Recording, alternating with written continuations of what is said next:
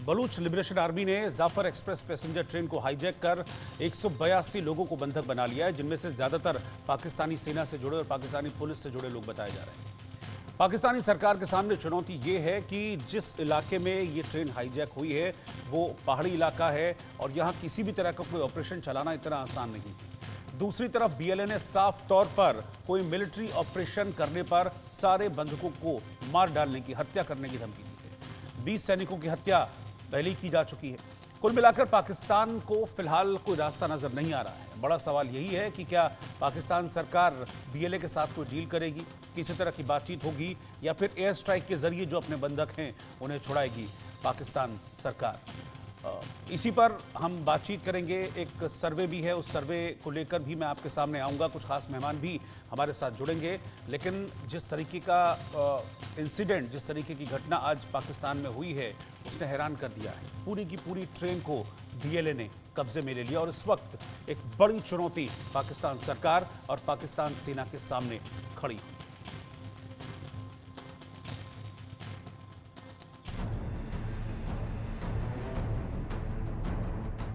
पाकिस्तान में बीएलए का सबसे बड़ा अटैक। बलूचिस्तान में पैसेंजर ट्रेन को किया हाईजैक। ट्रेन में सवार सैनिक और अफसर बंधक बनाए गए। पाकिस्तान में सबसे बड़ा संकट, जिम्मेदार कौन? आतंकी हमले के कारण पाकिस्तान का अशांत प्रांत बलूचिस्तान फिर चर्चा में है। सुबह 9 बजे क्वेटा से पेशावर के लिए रवाना हुई जाफर एक्सप्रेस पैसेंजर ट्रेन को हाईजैक कर लिया गया। अगवा करने से पहले बोलान के मस्काफ इलाके में पेहरो कुनरी और गदला के बीच भारी गोलीबारी हुई। यहां सुरंग नंबर 8 में ट्रेन के पहुंचने पर ट्रैक पर बीएलए ने धमाका किया। धमाके के बाद गोलीबारी में ट्रेन का ड्राइवर जख्मी हो गया। देखते ही देखते बीएलए ने 9 कोचों वाली लगभग 500 यात्रियों से भरी पूरी ट्रेन को कब्जे में ले लिया और ट्रेन में सवार कुछ सैनिकों की हत्या भी कर दी। बीएलए ने ट्रेन में सवार महिलाओं, बच्चों और ज्यादातर यात्रियों को छोड़ दिया, जिनमें बलूच शामिल थे। लेकिन ट्रेन में सवार सैनिकों और अफसरों को बंधक बना लिया है। बीएलए के कब्जे में बंधक बनाए गए सैनिकों और अफसरों की संख्या 100 से ज्यादा है। जहां ट्रेन के अगवा होने की घटना हुई है वो इलाका पहाड़ी और पथरीला है, जिस कारण पाकिस्तान सरकार के लिए चाहकर भी एक्शन लेना आसान नहीं है। इधर बीएलए ने पाकिस्तानी सरकार को धमकी दी है कि अगर उनके खिलाफ कोई भी मिलिट्री ऑपरेशन करने की कोशिश की गई तो वो सभी बंधकों को मार देंगे और इस कत्लेआम की जिम्मेदारी पाकिस्तानी सेना की होगी।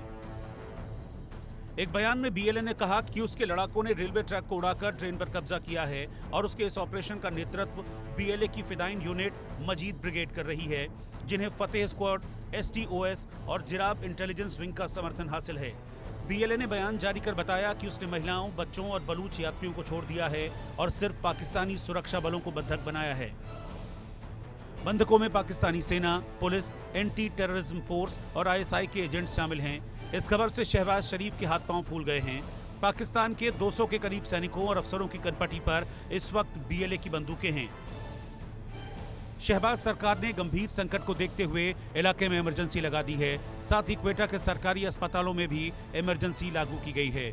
सभी डॉक्टरों, स्पेशलिस्ट, कंसल्टेंट और नर्सों को अस्पताल पहुंचने को कहा गया है। बलूचों का मानना है कि पाकिस्तान सरकार उनके साथ भेदभाव करती है।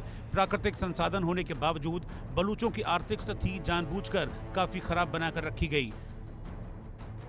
10,000 से ज्यादा निर्दोष बलूच नागरिकों को सरकार ने गायब करा दिया। बलूचों के नहीं चाहने के बावजूद पाकिस्तान ने चीन को कुछ परियोजनाओं पर काम करने की मंजूरी दी। पाकिस्तान सरकार की इन्हीं हरकतों से परेशान बलूच हर हाल में अपनी आज़ादी चाहते हैं, लेकिन इस आज़ादी की मांग को पाकिस्तान सरकार हमेशा खारिज करती रही है। लिहाजा बीएलए सुरक्षा बलों, सैनिकों और सरकारी कर्मचारियों को निशाना बनाती रही है। 16 फरवरी 2023 को भी जाफर एक्सप्रेस में ब्लास्ट हुआ था, जिसमें 2 लोगों की मौत हो गई थी। हमले की जिम्मेदारी टीटीपी यानी तहरीक-ए-तालिबान पाकिस्तान ने ली थी। इससे पहले पिछले साल नवंबर में हुए क्वेटा रेलवे स्टेशन पर ब्लास्ट में 26 लोगों की मौत हुई थी और 50 से ज्यादा लोग घायल हो गए थे। इस हमले की जिम्मेदारी भी बीएलए ने ही ली है। Bureau report, India news. तो जिस तरह के हालात पाकिस्तान में हैं और जिस तरह की घटना आज पाकिस्तान में हुई है, उसने न सिर्फ पाकिस्तान को हैरान किया है, पाकिस्तान तो दहशत में थर्राया हुआ है, लेकिन पूरी दुनिया को हैरान कर दिया है कि पूरी की पूरी ट्रेन पाकिस्तान में हाईजैक कर ली गई और अभी भी वो बीएलए के लड़ाकों के कब्जे में ही है। इसी को लेकर हमने जिस तरह के हालात पाकिस्तान में उपजे हैं उस पर हमने सर्वे किया है। उस सर्वे के सवाल, उनका जवाब आपके सामने रखूंगा और फिर अपने मेहमानों के पास चलूंगा। पाकिस्तान के बलूचिस्तान में पूरी ट्रेन हाईजैक कर ली गई। क्या इस इलाके में BLA के सामने पाकिस्तानी सेना कमजोर है? ये घटना ये बात जाहिर करती है। 76% लोगों ने कहा हाँ ऐसा ही है, 23% लोगों ने कहा नहीं ऐसा नहीं है, 1% लोगों ने इस पर कोई भी जवाब नहीं दिया। सर्वे के अगले सवाल की तरफ हम बढ़ते हैं। सवाल ये था कि BLA के इस एक्शन को आप कैसे देखते हैं? 23% लोगों ने कहा कि ये आतंकवाद है, 26% लोगों ने कहा कि ये BLA की स्वतंत्रता की लड़ाई है, 48% लोगों ने कहा कि पाकिस्तानी सेना के जुल्मों का जवाब दे रही है BLA, और 3% लोगों ने इस पर कोई भी राय जाहिर नहीं की। मैं अपने मेहमानों के पास चलता हूं और उनसे आज जो ये बड़ी घटना हुई है उस पर हम बातचीत करेंगे। मेरे साथ इस वक्त ब्रिगेडियर रिटायर्ड विनोद दत्ता जी हैं और अजीत मेंदोला जी वरिष्ठ पत्रकार हैं। आप दोनों मेरे साथ हैं, दोनों का बहुत बहुत स्वागत है। विनोद दत्ता जी, सबसे पहले आप ही के पास, किस तरीके से आप इस घटना को देख रहे हैं?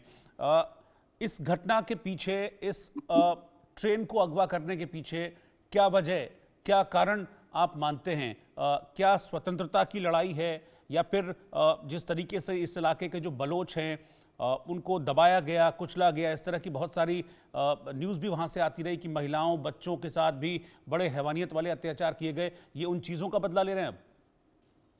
हाँ बिल्कुल। अगर आप मनोज जी तारीख में जाएं तो जब अंग्रेज भारत का विभाजन करके गए और खासकर पाकिस्तान में वो ये कह के गए थे कि बलूचिस्तान को एक इंडिपेंडेंट स्टेट का दर्जा दिया जाएगा, और एक सोची समझी साजिश के तहत पाकिस्तान ने उसको अनेक्स कर लिया।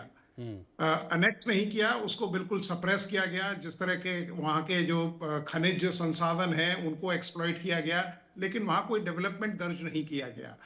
44% जो हिस्सा पाकिस्तान का है वो बलूचिस्तान है, तो इसका मतलब हम कंफर्टेबली कह सकते हैं कि आधा हिस्सा पाकिस्तान का बलूचिस्तान है। और बलूचिस्तान में जिस तरह से वहाँ ऑपरेशन किया गया है, जिस तरह से लोगों पे जुल्म ढाए गए हैं, आपने खुद अभी बताया करीब 10,000 से ज्यादा लोग गायब हैं और कोई वहाँ डेवलपमेंट नहीं हुआ है, तो वो जो वहाँ का आवाम है उसने अब हाथों में हथियार उठा लिए हैं और वो पाकिस्तान की हुकूमत के खिलाफ बिल्कुल खड़ा हुआ है। बलोच आर्मी जो है BLA, वो काफी संगठित एक फोर्स है जो पाकिस्तानी आर्मी की जो माइट है उसके आगे उसने एक चैलेंज रख दिया है।